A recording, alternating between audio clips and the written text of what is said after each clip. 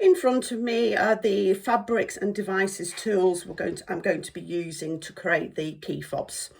Because I make quite a few of these key fobs for gifts, for Christmas, birthdays, teacher gifts, that type of thing, I've made myself a cardboard template. And the cardboard template is 2 inches wide, and that's for a two-tone key ring, which I'll explain in more detail with the red and black fabrics. If you don't want a two-tone keyring, you want to use just the same fabric, you would cut your strip 4 inches wide.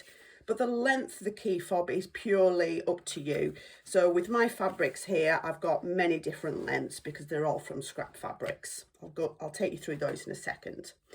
The other really useful piece in your kit is some double-sided sticky tape. This is about 1/4 inch wide, and it's really useful for using with fabrics where pins or clips would leave holes or dents. So very useful in your sewing kit. Good old tape measure, and obviously I've got a selection of key fobs here. I got mine again from the little craft shed because it tends to be my one-stop shop these days for all the bits I need. And then some pliers. Now with the pliers, you don't necessarily have to use these. You can press the key fobs together once they're done, but if you've got not as much dexterity in your fingers or your wrist, then a pair of pliers is very handy.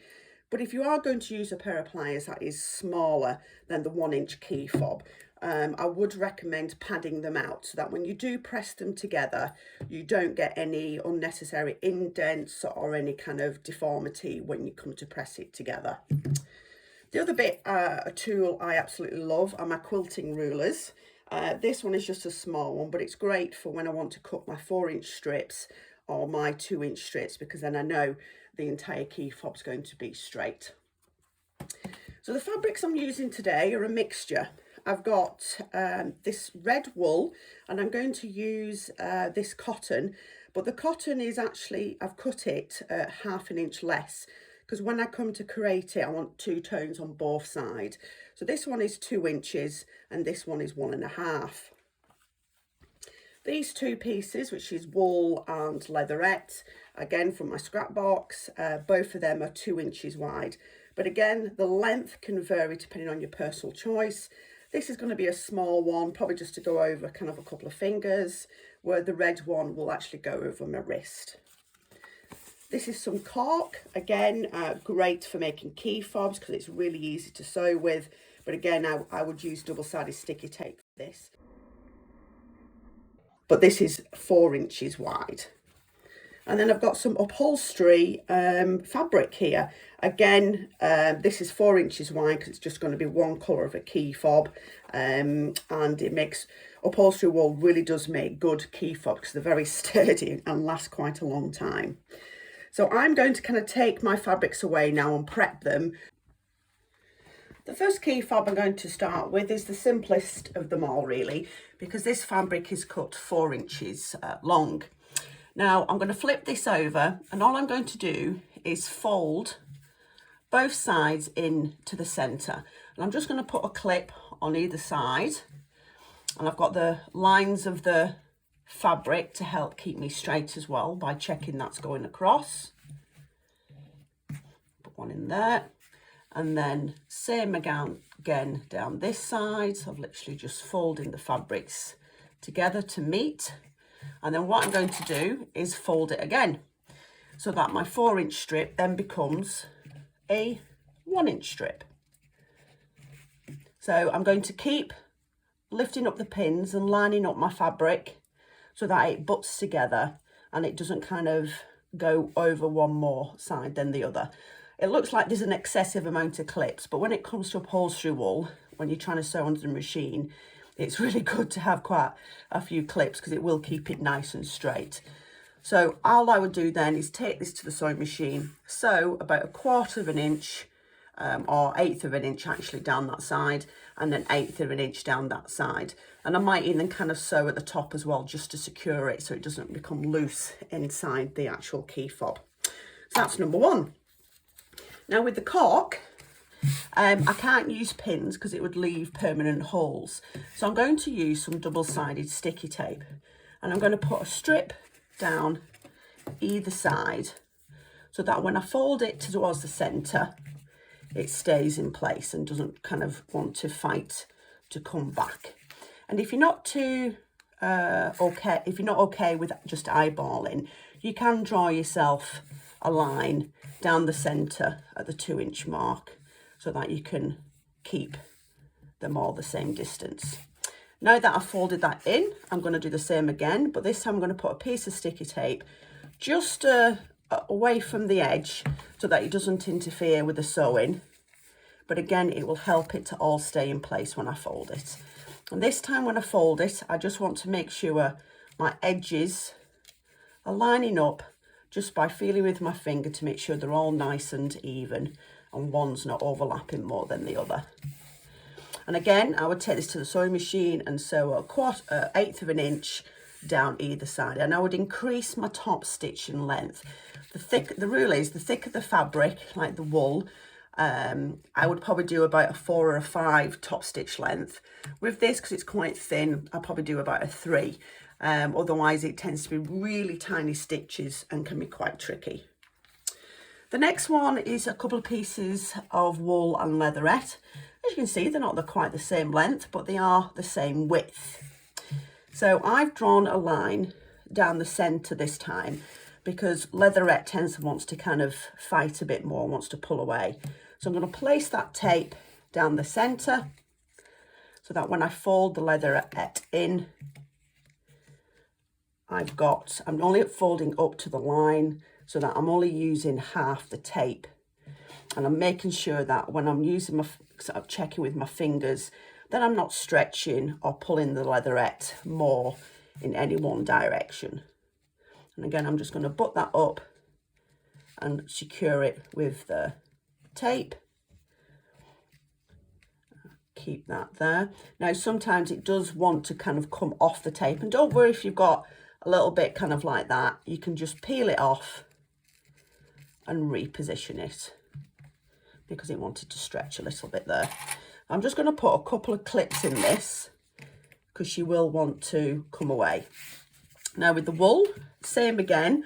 This time I'm going to, if I try to use double-sided sticky tape, it's fluffy and it doesn't really work.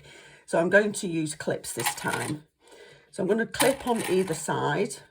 And as it's wool, you could use pins because it's not going to leave any holes. However, when I transfer these two over on top of each other, I'm going to make sure I reposition the clips to keep both of them together. A couple more. And then it's simply taking one on top of the other, kind of feeling with your fingers where the edges are. Obviously, you can still reposition when it's in the machine.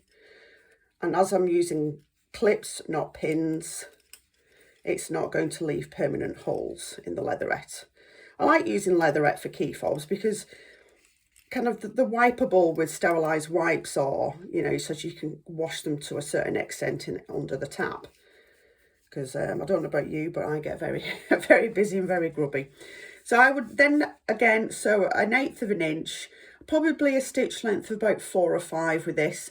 And I would just keep checking as I'm sewing that one of the fabrics isn't trying to travel more than the other. If you've got a walking foot, even better. That will make sure they stay together nicely.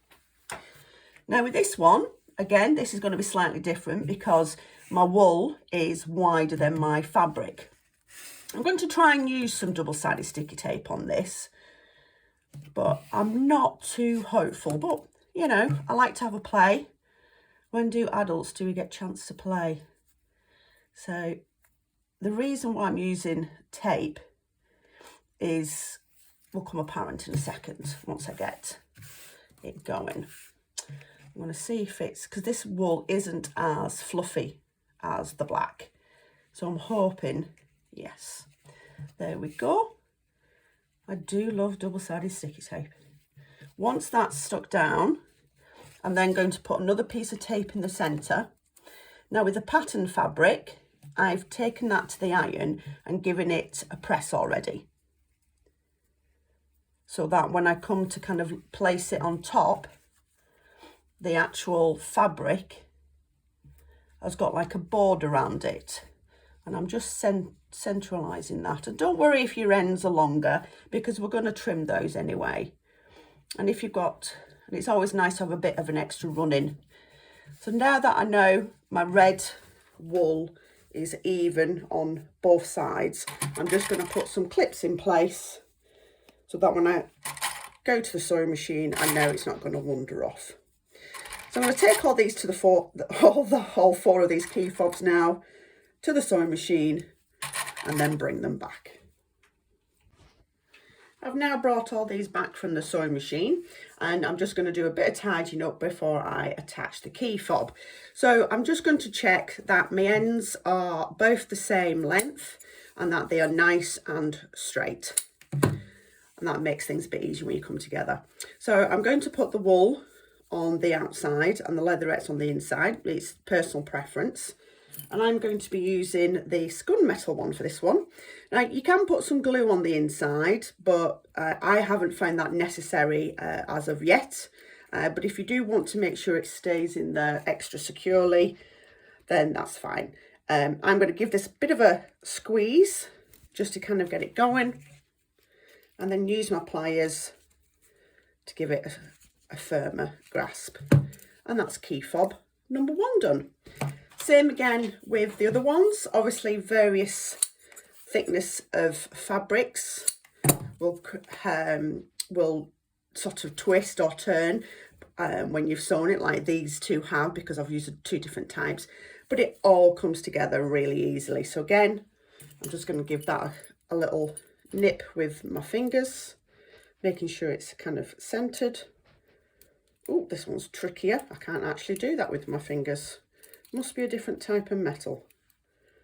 So I'll get that centered. I'm going to just clasp it down one side to get it going, to make sure it's kind of not moved. There we go.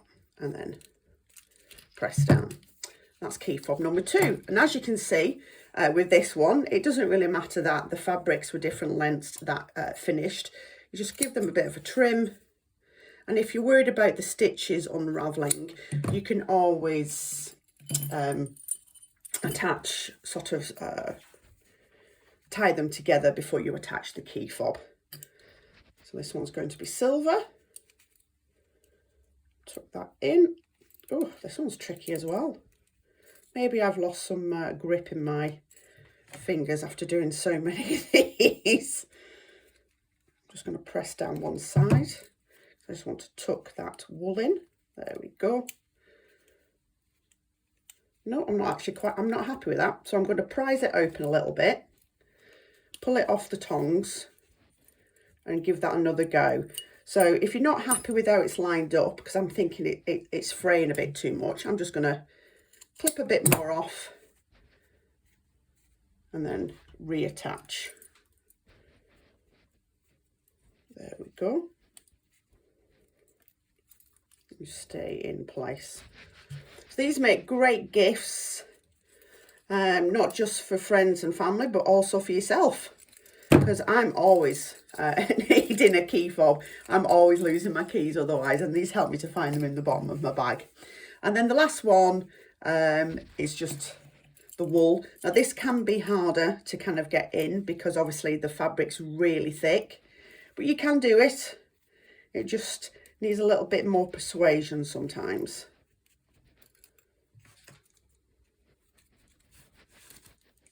It's probably easier if I wasn't doing it on camera, because I'd put it on the table, but there we go.